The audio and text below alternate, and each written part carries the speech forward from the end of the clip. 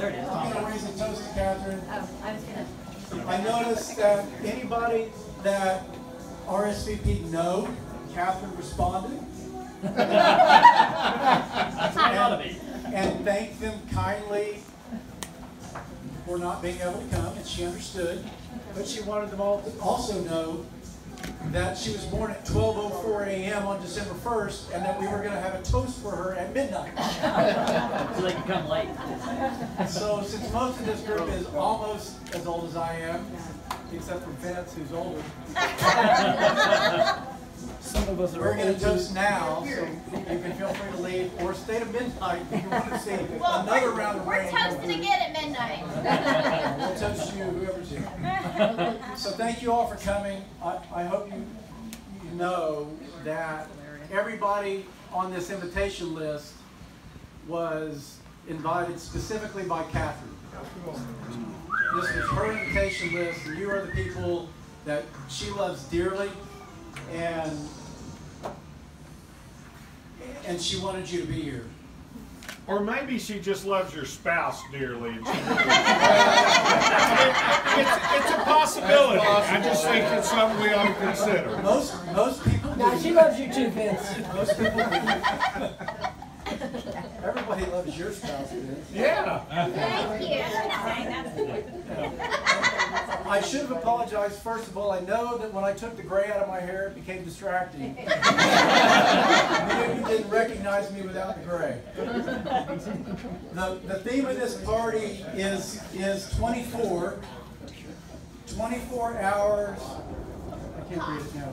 Ha, 24 years, y'all. And some of you know what that means, and many of you don't. So let me give you the Reader's Digest version.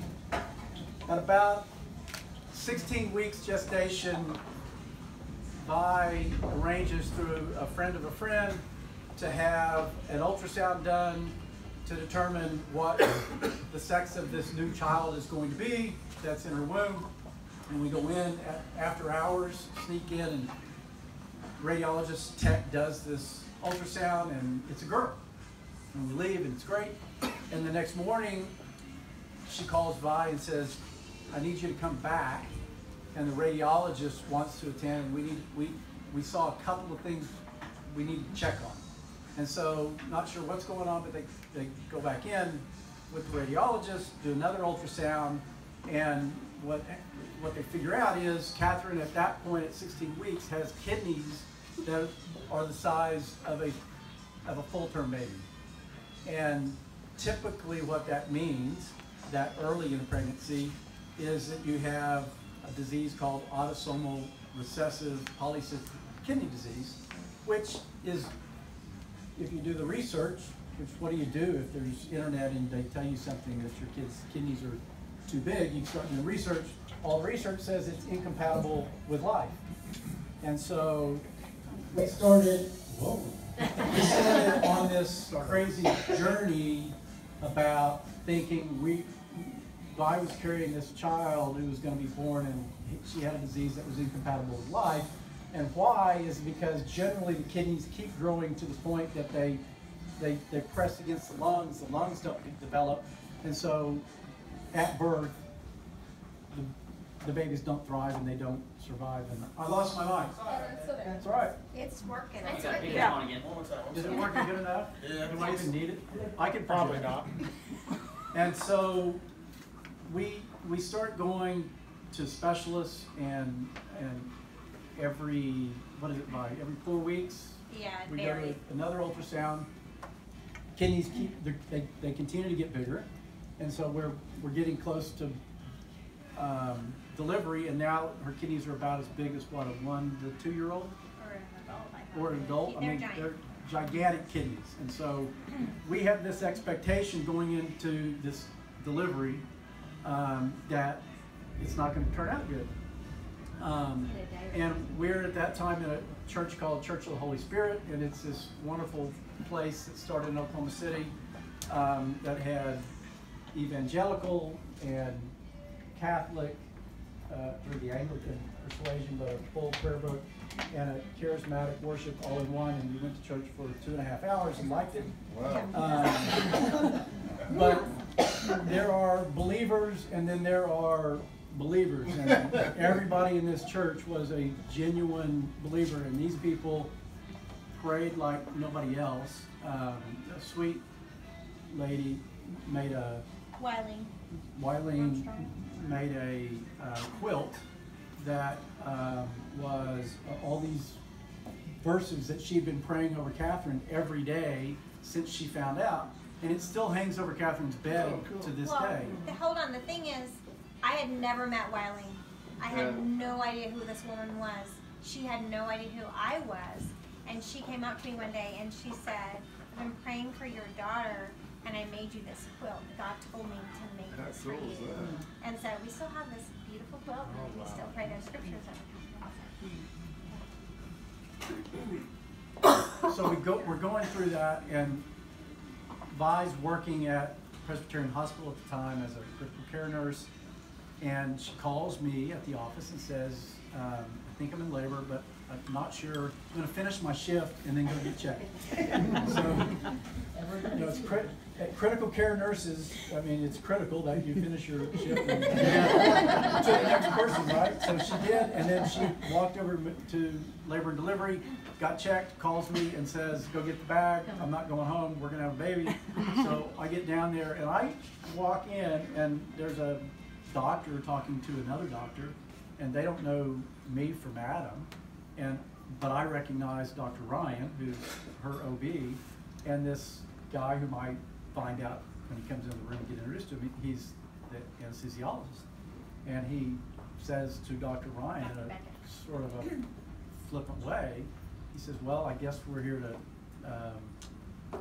see if this baby's going to live, in a just real matter-of-fact, flippant way. And I thought, oh my gosh, this is going to not be fun. And we go in, and we'd had Carly, so we knew what a normal delivery looked like. And we go in for Catherine, and this room is so tense, and there are 6, 8 at least people in there standing around this bassinet waiting for this baby to come out and to do all the assessments. And so 12:04 a.m., Catherine's born, and they assess her, and things look pretty good, although they still say we don't really expect that she's going to live very long, maybe 24 hours or so. And here she is at 24 years.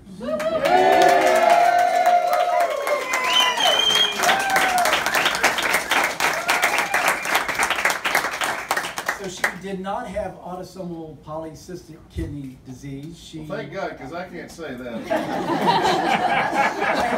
I have twice. Didn't she have pneumonia or something? She had something that's harder to say. We figured out when we were at Disney on Ice when she was 4 or 5. 4, almost 5. Almost 5, between 4 and 5, and she needed to go to the bathroom, and Vi says, come with me, and she starts walking, and Catherine is walking behind her, but she's kind of doing this, like she can't see. She says, Mommy, I can't see, and that's when we realized she had a vision problem, and when she was born, she had 12 fingers and 12 toes, and we've been seeing this nephrologist at Children's Hospital since she was born, on a monthly basis, then a quarterly basis, then a 6-month basis, then an annual basis, because her kidneys, she grew into them. They didn't keep getting bigger. She grew into them, and they were normal size. Didn't function perfectly well, but they were normal size. And he figures out from the kidney problem, the polydactyly, which is having too many fingers and toes, and the vision, that she has a thing called Bardet-Biedl syndrome. That's what it is. Okay. Oh, that's easy. You can pronounce that. And it basically is BBS. this super rare syndrome that affects 100% of the time your eyes, so you go blind. And most of the time you have 70–80% of the time you have extra fingers and toes. And you have some neurological issue, and you may have some kidney, liver, or heart problem. And so that's what Catherine has fought through since she was born. All of you who know her and love her know she's tough as nails. Yeah. She can push through most anything. and she loves babies more than anything in the world. It may be OSU. It's That's pretty close. A baby wearing orange would be her. She does believe she has a God-given right to attend any OSU home football or basketball game. And if any friends of ours ever show up at baseball, we'll probably have to start going to baseball. So we're here to celebrate her fantastic 24 years. Yeah. Catherine, this is your midnight toast.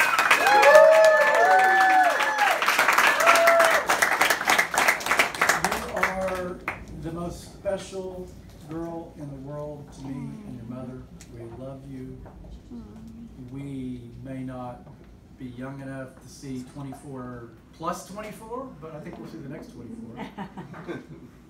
Here's to your courage, your tenacity, your faith, and your willingness to go forward and not look in the rearview mirror, That's but right. look through the front window every day of your life. Wow. Here's to you. Cheers.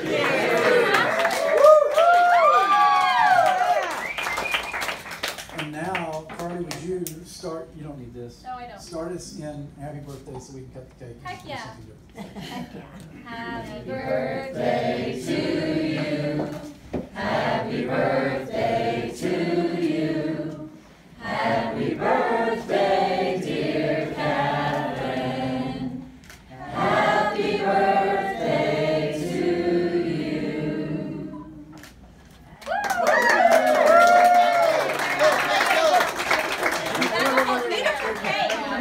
Can we take her around there so she doesn't? Yeah.